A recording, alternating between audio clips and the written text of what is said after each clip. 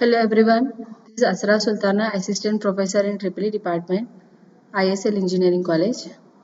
So I am dealing with the subject Electrical Machines 2 for EEE third year students. So today's topic is speed control of three-phase induction motor. So already we have seen this one that three-phase induction motor is a constant speed machine like a DC motor. So a three-phase induction motor will be a constant speed motor when supplied from a constant voltage and constant frequency supply. Its full load speed will be very close to the synchronous speed, and also its speed regulation will be very small, that is it can be between 3 to 4% and it is usually less than 5%. So this motor will be suitable for constant speed drive systems.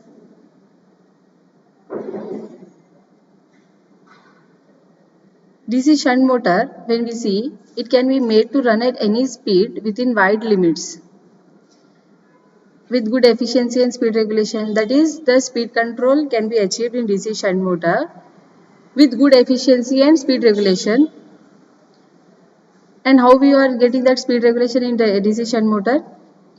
By manipulating the simple field rheostat. That is, we are increasing and decreasing the value of resistances, and we can get the different speed values for DC shunt motor. Okay, but same thing is not possible in case of induction motor. In case of induction motor, efficiency will become less, but speed regulation will be good. Okay, this is the main difference between the induction motor and the DC motor. Both are constant speed motors, but efficiency of induction motor will be less when we are controlling the speed of the motor. So it is much easier to build a good adjustable speed DC shunt motor than a induction motor. Now let us see various factors affecting the speed control of induction motor. So we already know the value of slip, that the formula for slip is ns minus n by ns, s is equal to ns minus n by ns. What is ns here? Synchronous speed. It is given by 120 f by p. F is the supply frequency and p is the number of stator poles. Now from this equation of s is equal to ns minus n by ns, I can write n is equal to ns into 1 minus s when I take cross multiplication. Ns is equal to ns minus n. Then sending SNS to that side and n will come this side. NS will take common, then 1 minus s. Okay. So now we are getting the speed of the motor as n is equal to ns into 1 minus s. Or in place of ns I can write 120 f by p. So n will become equal to what? 120 f by p into 1 minus s. So speed of the induction motor will depend on three main factors, that is frequency, number of poles and slip. Okay, so from this equation what you can say here, speed of the induction motor will depend on the supply frequency, number of poles of stator winding and slip at which the motor is operating. Okay, so n is equal to 120 f by p into 1 minus s. So by changing frequency we can change the speed, by changing slip we can change the speed, and by changing number of poles we can change the speed of the induction motor. So there are two different methods of speed control of induction motor, that is control from stator side and control from rotor side. Okay, again under control from stator side we are having these three categories, that is changing the applied voltage, changing the applied frequency and changing the number of stator poles. So this is from stator side we are controlling the speed. Okay, if you are controlling the speed from rotor side, there are two methods, that is rotor rheostat control method and cascade method or concatenation method. Now let us see first method, control from stator side. First one, that is changing the applied voltage. Speed of the induction motor can be varied by varying the voltage applied to the stator winding. So that is what we are doing here, controlling the speed by varying the applied voltage to the stator winding. So the relationship between this torque and voltage is that torque is directly proportional to V square. If you are reducing the voltage, then torque will be reduced as square of the voltage. Okay, torque proportional to V square means what? If you are reducing the voltage, then torque will be reduced by square of the voltage. So this is the torque speed characteristics of stator voltage control method. So here we are having various stator voltages V1, V2, V3, V1, V2, V3.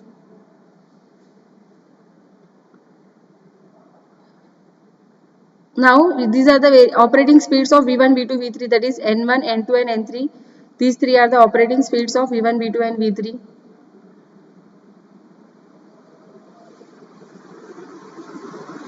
So how we are doing this speed variation? That is speed variation, we are varying the speed from N1 to N3. And this load is fan load here. I have written here, we have seen here, this is a fan load. So speed variation will be obtained from N1 to N3 by changing the applied voltage from V1 to V3. Okay, so we are changing the voltages from V1, V2, V3, and speed is also changed from N1, N2, N3. So slip will increase at less speed here. If the speed is less, slip will increase. So motor will be inefficient now. So when slip increases, speed should also increase. So that is why this method is rarely used for industrial purposes because of requirement of additional cost for auxiliary equipment.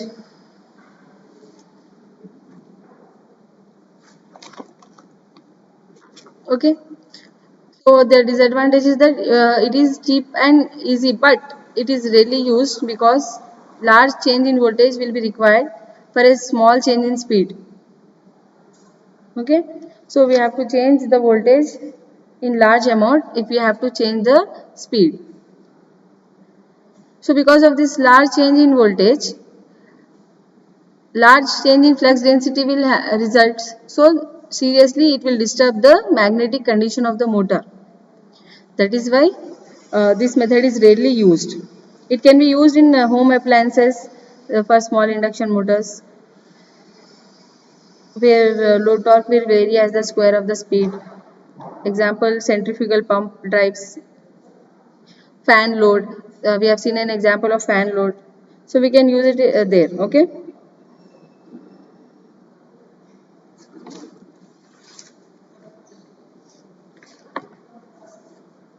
So the terminal voltage across the stator winding of the motor can be varied by connecting external resistance in the stator circuit. So how we are changing the voltage here? We are giving external resistance in the stator circuit, or we can give a three-phase auto transformer between supply and the stator, or we can introduce a solid state device like AC regulator in between power supply and induction motor. Okay. Now let us see the second method, that is by changing the applied frequency. So from stator side only we are seeing the second method, that is by changing the applied frequency. So for varying operating speed, synchronous speed must be changed. Okay, but synchronous speed for a fixed number of stator poles will depend on frequency of voltage applied to the stator winding.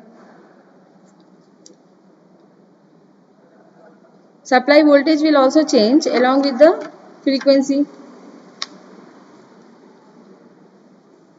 because if applied voltage is kept constant by varying supply frequency, flux will increase, losses will increase, and efficiency will decrease. The full load operating speed of induction motor will be very close to the synchronous speed.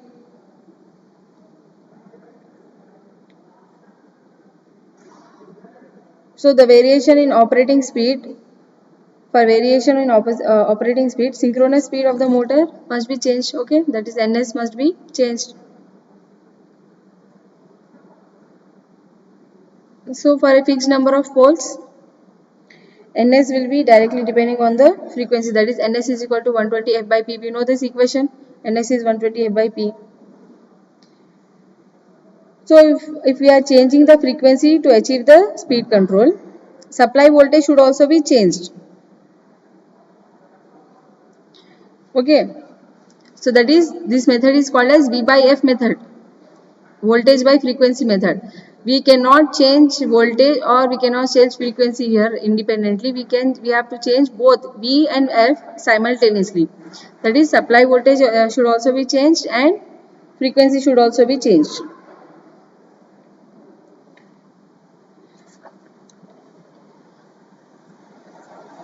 So if what we have seen here, second point, supply voltage is also changed along with the frequency, because if applied voltage is kept constant by varying supply frequency, what we are telling here that if we are as the method is that by changing the applied frequency, from the title what we can say that by changing the frequency we are controlling the speed of the motor. No, this is only half truth. So the full truth is that we have to change both voltage and frequency, because if you are changing only the frequency, flux will increase and losses will increase and efficiency will decrease. So once the losses are increasing, efficiency will decrease.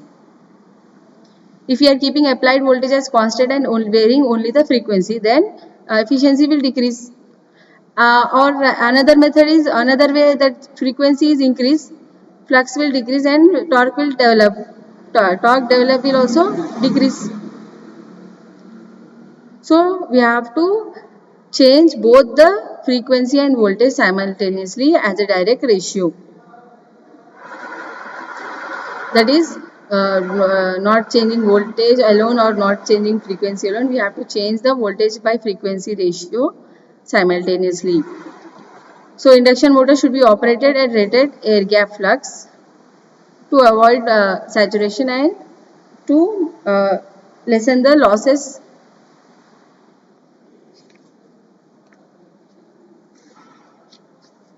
So this is a diagram showing a converter connected to an inverter section through a DC filter.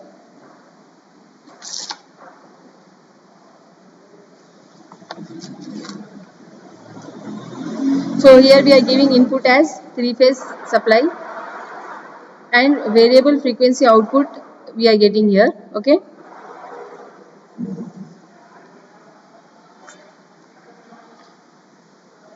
So these are the different torque versus frequency we are taking. So different frequencies at different frequencies, and voltages also we are changing. So different voltages and different frequencies, keeping the V by F ratio constant. Okay, we are keeping the V by F ratio as constant and we are controlling the speed of the induction motor. Also we are seeing that air gap flux should also be maintained constant.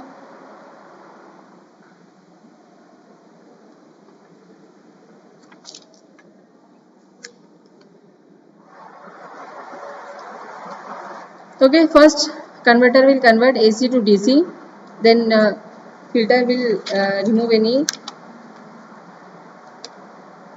uncertainties in the output, and then it will be given to the inverter, which will convert this DC to AC.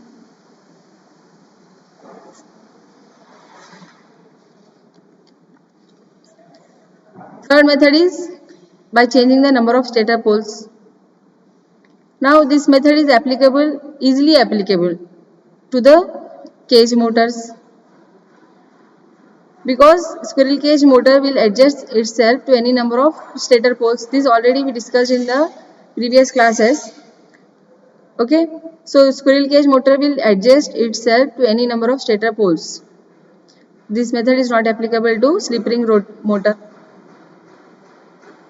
So how we are achieving this changing of number of poles? So this will be achieved by two or more entirely different stator windings in the same slot. Okay, in the same slot we can have independent stator windings. Okay, so each winding will have different number of poles, and hence we can get different number of synchronous speed. Okay, so in this diagram we can see stator winding connection for 4 poles.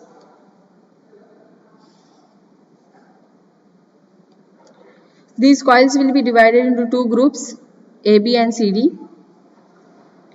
AB is odd numbered, okay, it is given to 1 and 3, whereas CD is even numbered, it is given to coils 2 and 4.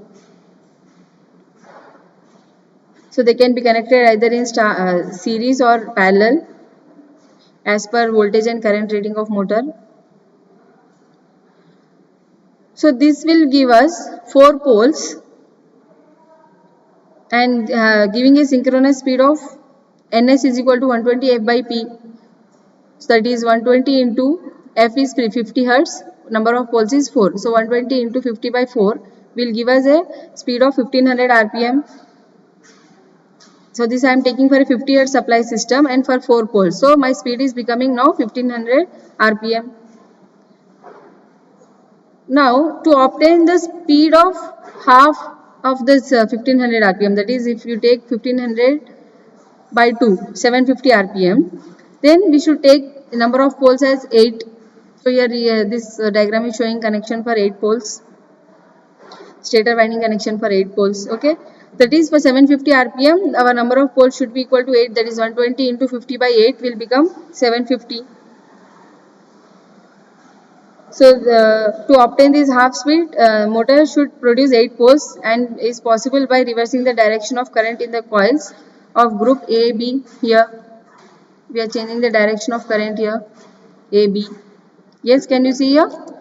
Direction of currents we have changed now in AB. So in this all 4 coils of phase will produce north and south poles.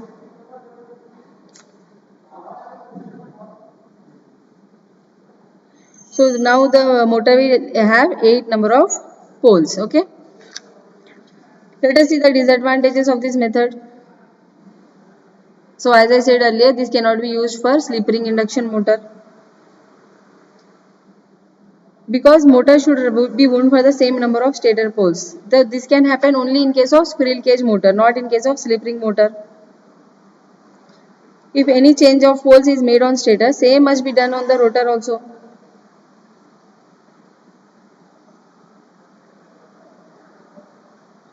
Okay, and second disadvantage is that it gives only stepped speed, that is in the ratio 2:1 and so on. Okay, speed will be in the ratio of 2:1. Okay, now let us see the control from rotor side. So stator side control we have seen by changing the applied voltage, by changing the frequency and by changing the number of poles. Okay, that is for from stator side. Now let us see the control of the speed of induction motor from rotor side. So first method is by changing the slip or rotor rheostat control method, and second one is cascading method. Okay, so rotor rheostat control method. In this method, in a slip ring type motor, slip at particular load can be changed by changing the rotor circuit resistance.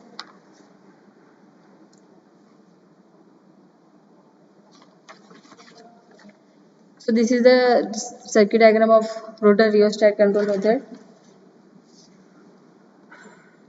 So slip ring motors, slip at a particular load can be changed by changing the rotor circuit resistance. But whereas in case of squirrel cage induction motor, we cannot change this rotor circuit resistance. How we can change? We are applying the slip ring through this rheostat. We can change the resistance of slip ring motor. But whereas in squirrel cage it is short circuited. So we cannot change the resistance in case of squirrel cage induction motor. So speed of squirrel cage can't be varied by varying the slip. We can vary the slip and control the speed only in case of slip ring induction motor.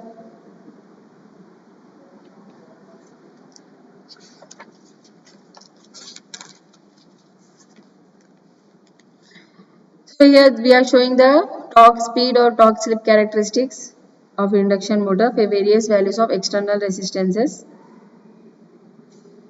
and dotted line is showing the, and here this one TL, this is showing the torque of the load. So when we are not adding any external resistance in the rotor circuit, operating speed will be high and it will be very close to synchronous speed here. So when as we are adding the additional resistances in the circuit, now the speed will reduce and the starting torque will be increased. And if we are increasing the external resistance value further, operating speed will reduce to further some other value n3. We can say here this value as n3. So speed is reducing from n1 n2 to n3. Okay, then again if you are increasing the resistance, again it will become n4. Okay, so as we are increasing the resistances, so speed is also getting reduced.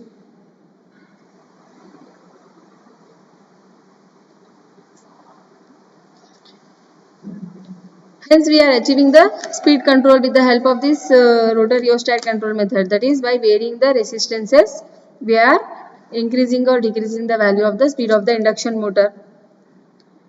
Let us see the advantages of rotor rheostat control method. It has large starting torque, low starting current, and its cost is also low. Construction is simple. Okay. Let us see the disadvantages. With the increasing rotor resistance, when we are increasing the rotor resistance, I square R losses will also increase. Okay, I square R losses will increase and hence efficiency will decrease. So whenever losses are increasing, efficiency will decrease. So one more disadvantage is that speed depends not only on resistance but on the load also. Okay. So when we see the applications of this rheostat control method, rotor rheostat control method, they are used in cranes, fans, pump drives, etc. Now let us see the control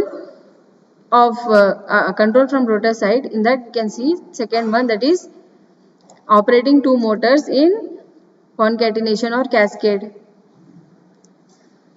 So what is happening in this method? You can see the circuit diagram here. So we are having motor A and motor B here. So these two motors will be mounted on the same shaft called in tandem or cascade connection. Either we can say it as concatenation or cascade. Okay. So these two motors will be mounted on the same shaft and it is called as tandem connection or cascade connection, or we can say that they are connected in concatenation. Here motor A is called as main motor or master motor, and motor 2 is called as motor 2 or motor B is called as auxiliary or slave motor. Okay, this is master motor. Motor A is master motor and motor B is slave motor.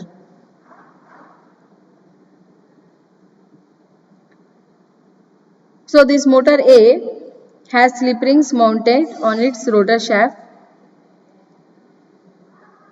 Okay, slip rings will mounted on the motor shaft, and motor B will get its supply from this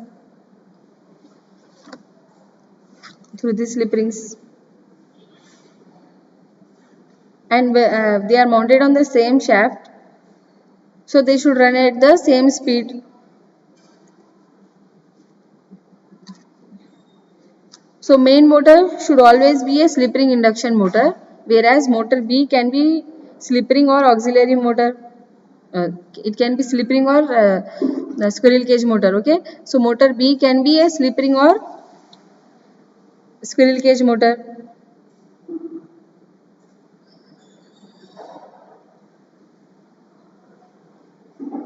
So also their ratio of stator to rotor winding should be 1:1, because in addition to this cascade operation, they can work individually also. So this arrangement is made in such a way that motor A can work individually, motor B can work individually, and also they can work in concatenation, that is, or combined. They can work in with cascade operation.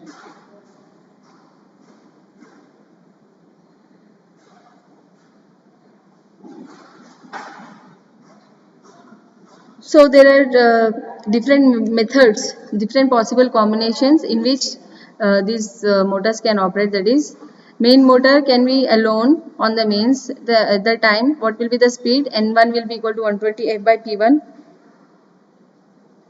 Okay, this can be one possible combination. Second one, auxiliary motor can be running alone on mains. That is, N2 will be the speed of that motor, auxiliary motor will be equal to 120 F by P2.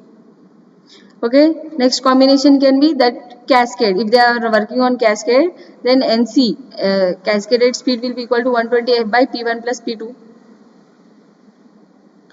So we are operating motors in cascade connection and we can get different speeds. Okay, that is only main motor if you are connecting on the supply mains, speed will be N1, and only auxiliary motor, then speed is N2, and combined means what? 120 F by P1 plus P2. NC will be equal to 120 F by P1 plus P2. Okay, let us see what we have seen. So we have seen in today's class various speed control methods of a induction motor. What are those various speed control methods? First one is control from stator side. Second one we have seen control from rotor side. So in control from stator side, we are varying the voltage, frequency and number of poles, because we have seen that the speed is depending on frequency, number of poles and slip of induction motor. Okay, so by varying the frequency, number of poles and slip, we can vary the speed. So first one, changing the applied voltage, applied frequency and stator poles. Then second method, rotor rheostat control and cascade connection. So here what we can see, by varying different voltages, we are getting different speeds. Okay, torque speed characteristics of stator voltage control method we have seen here. So disadvantage is that for a relatively small change in speed, large change in voltage is required. Okay, and this will disturb the magnetic condition of the motor. Then second method is changing the applied frequency. That is V by F method here. Okay, both simultaneously voltage and frequency should be changed to get the speed control. Okay, here we have seen the diagram of converter and inverter with the DC filter, and we have seen the torque versus frequency characteristics. The number of poles, by changing number of poles, 4 pole or 8 pole, we are achieving the different speeds. Then rotor rheostat control method, by changing the resistance values, we are getting the different speeds we have seen here. Okay, then cascade connection we have seen, we can get three combinations, that is main motor side speed is N1, auxiliary motor side speed is N2, and combination will be what? Addition of these two. Okay, thank you everyone. Thanks for watching the video. Next class we will see the induction generator and double cage induction motor. Thank you everyone.